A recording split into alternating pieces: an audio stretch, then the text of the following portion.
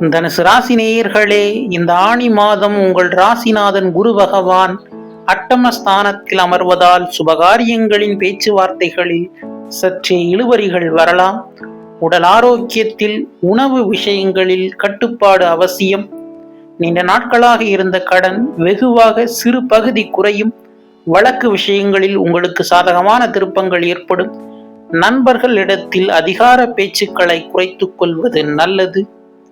பொருளாதாரம் சார்ந்து திடீர் தன வருவாய் உண்டாகும். நீண்ட நாட்களாக தடைபட்டு வந்த பண வருவாய் கிடைக்கும். தொழில் மற்றும் வேலைகளில் கூடுதல் கவனம் செலுத்துவது நல்லது. இருக்கும் வேலையை விட்டு புதிய வேலை முயற்சிகள் நல்லதல்ல. வேலையில் பணி சுமைகள் அதிகம் இருக்கும்.